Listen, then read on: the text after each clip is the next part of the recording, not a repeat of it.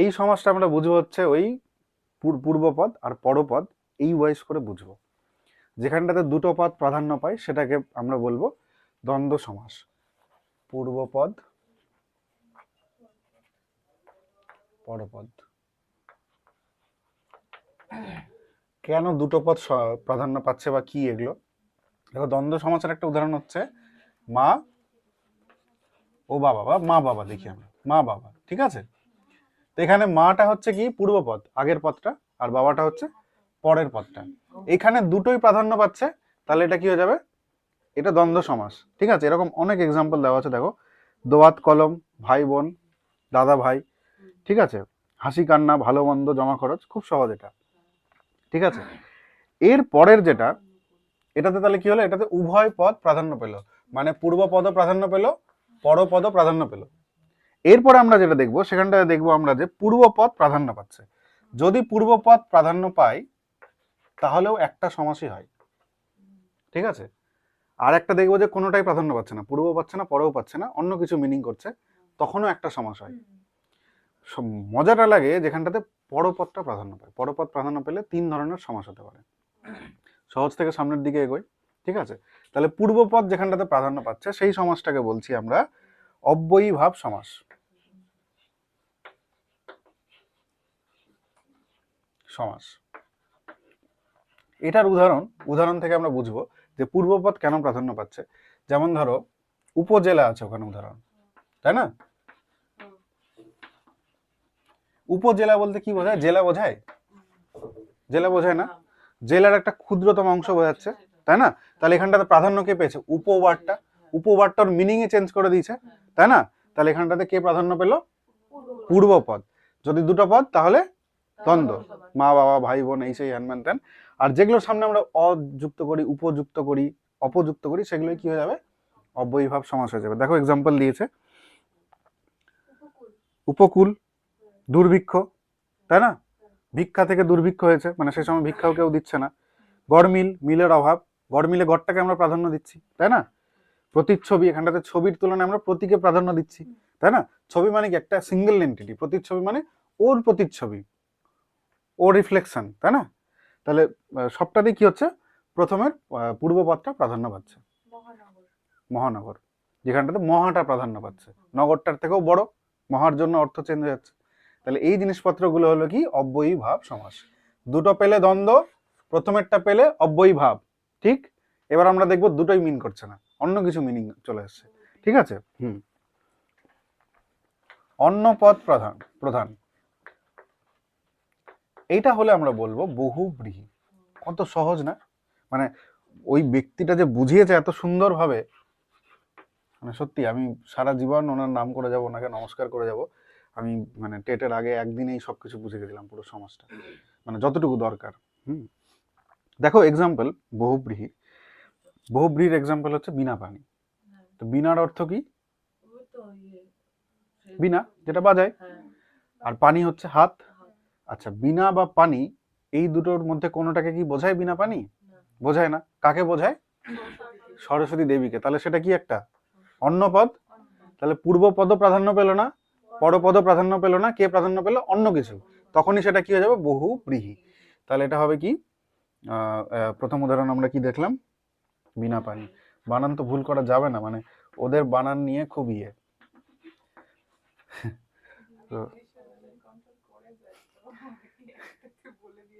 হ্যাঁ, ইংলিশে তো খুব ভুল হয়, মানে আমি লাস্টে ই ছুটে যাচ্ছে, এই ছুটে যাচ্ছে, এরকম হয়। আমিও দেখি, অনলাইনেও খুব হয়, তাড়াহুড়ো করতে গিয়ে হয় ওটা আমার। হ্যাঁ, অন্য পদ। দেখো এখানটাতে বিনা আছে একটা পদ, একটা হচ্ছে পানি।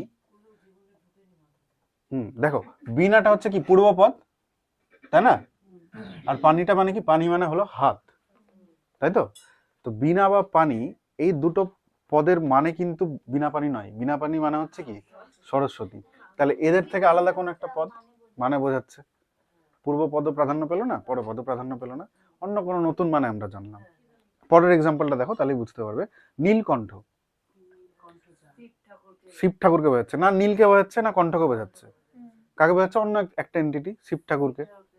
হ্যাঁ, তাহলে যখনই দশানন, না না না, দশানন হবে না, দশানন কি হবে? ও আচ্ছা আচ্ছা, দাঁড়াও দেখছি 1 মিনিট। নীলকণ্ঠ সম্ভবত দশানন হচ্ছে, হ্যাঁ। ও আচ্ছা আচ্ছা, ঠিক ঠিক ঠিক, দশাননে 10টা মাথা তো বোঝাচ্ছে না, রাবণকে বোঝাচ্ছে, তাই এটা, হ্যাঁ একদম ঠিক ঠিক। এই হচ্ছে আমাদের সহজ সহজ গুলো বেরোলো। এবার আমরা একটু কঠিনে ঢুকবো। বহুব্রী বুঝতে পেরেছো? এগুলো হচ্ছিল সহজ।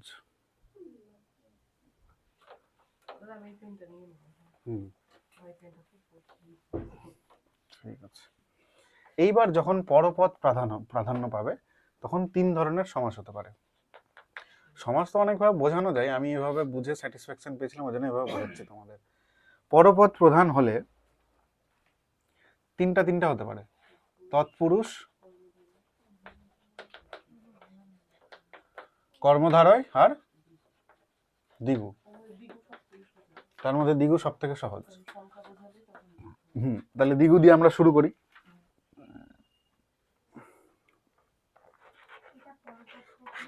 পরপদ প্রধান, এটাকে প্রথমেরটা পড়লাম দুটো পদ প্রধান, বাবা মা। এসেছে, ক্লিয়ার হয়েছে?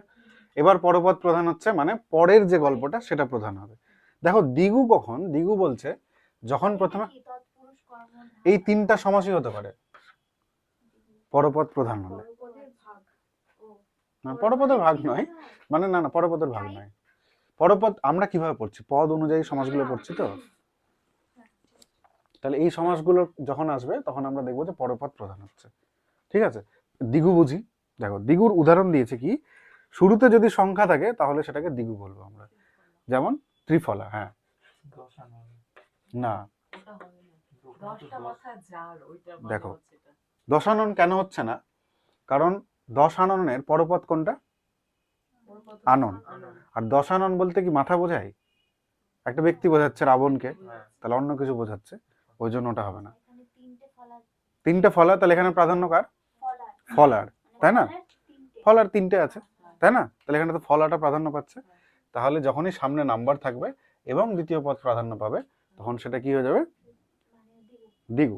দ্বিফলাও হতে পারতো এখানটাতে, 3টা কিন্তু অত ম্যাটার করে না, ফলাটা বোঝাচ্ছে। ঠিক আছে, সংখ্যাটা ম্যাটার করছে। পঞ্চপ্রদীপ, যার যার সামনে আছে, সপ্তসুর ইয়ে আছে, কিন্তু মানে ওটা বোঝাতে হবে। সামনে নাম্বার থাকবে কিন্তু প্রাধান্য পাবে পরপদ। দুটো, হ্যাঁ জিনিসটার পরের পদটা, এবং পরের পদটাকে প্রাধান্য দিতে হবে। দুটো এর ক্রাইটেরিয়া আছে। যেমন দশাননেও সামনে তো নাম্বার ছিল, কিন্তু আননকে তো ওখানে প্রাধান্য দেয়নি, ওখানে প্রাধান্য অন্য কেউ পেয়ে গেছিল, বুঝলে? এক্ষেত্রে হচ্ছে না। হ্যাঁ,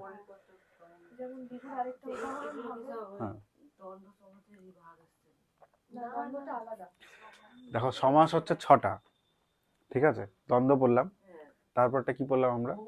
বহুব্রী, যেখানে আলাদা মানে হয়ে গেল। আচ্ছা ঠিক আছে, অব্যয়ীভাব পড়লাম। অব্যয়ীভাবে আমরা দেখলাম কি, যে পরপদ তোমার পূর্বপদ প্রধান হচ্ছে, উপজেলা।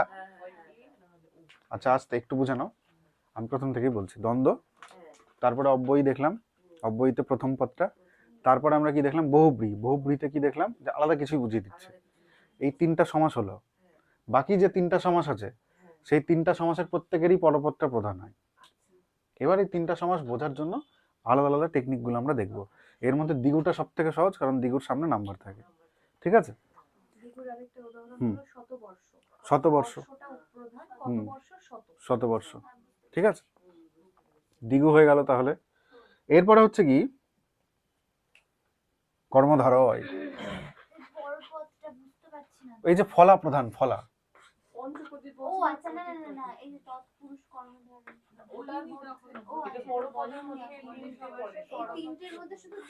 তিনটের মধ্যে দ্বিগু হয়ে গেল, দ্বিগু কেটে দাও, হলো।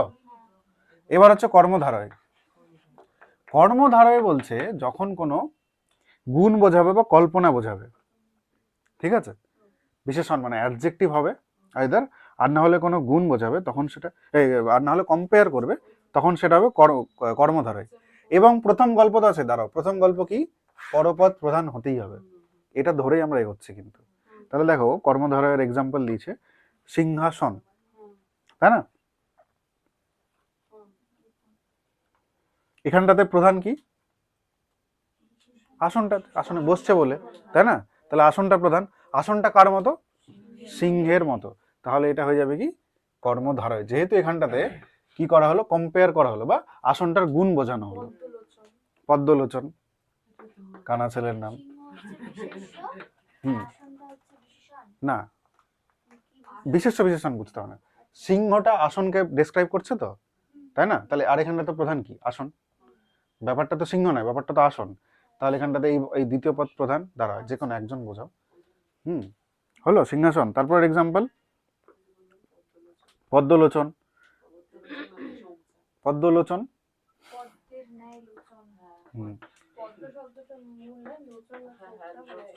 চোখটা মূল, আর চোখটা হচ্ছে পদ্মের মতো, ঠিক আছে? কর্মধারায়টা সবকিছু বাক্যের মধ্যে একটা করে উপমা থাকে, কোনটা কোনটার ন্যায় সেটাই হবে কর্মধারায়। ঠিক আছে, হ্যাঁ, তখন হয়ে যাবে আমাদের ইয়ে। হলো হলো হলো এতদূর হলো, এতদূর আলাদা করে হলো মাথায়। তারপরটা দেখো লিখেছে উপরের দুটো না হলে যেটা হবে সেটাই হচ্ছে তৎপুরুষ, ঠিক আছে? চলো, এটা তো কোনো মানে নয়, আমি বোঝাচ্ছি তৎপুরুষটা কি করে আলাদা করবে। বলছে যদি পরপদ প্রধান, শুরুতে সংখ্যা নেই, কম্প্যারিজনও বোঝাচ্ছে না, তখন সেটা কি হয়ে যাবে? তৎপুরুষ হবে। এক্সাম্পল দেখো,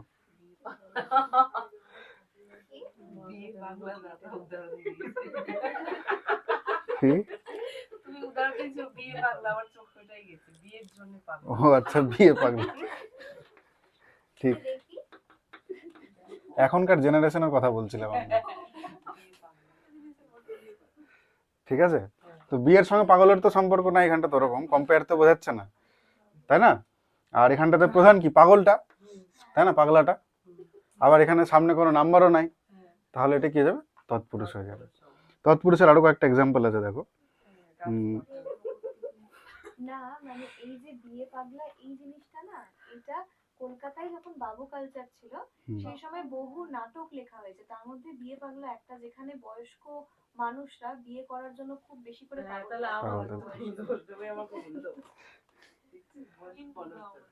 ওটা ওটা তো তখন লেখা হয়েছিল, এখন বিয়ে পাগলা পুরো জেনারেশনটাই, যে কেউ যাকে তাকে বিয়ে করে নিচ্ছে, যাকে পারছে বিয়ে করে নিচ্ছে, জীবনের উদ্দেশ্য হয়ে গেছে বিয়ে করা।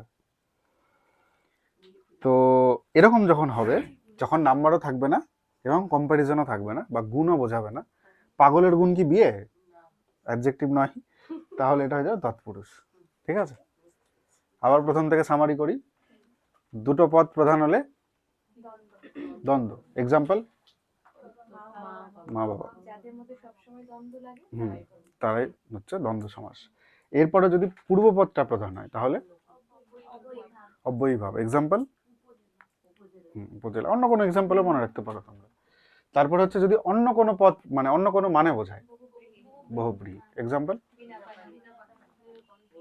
আচ্ছা বহুব্রীহিরও একটা কিন্তু ইয়ে হয়, ভাঙা যায়, বহুব্রীহি আছে যার, এটা কি হবে? কোন সমাস হবে এটা?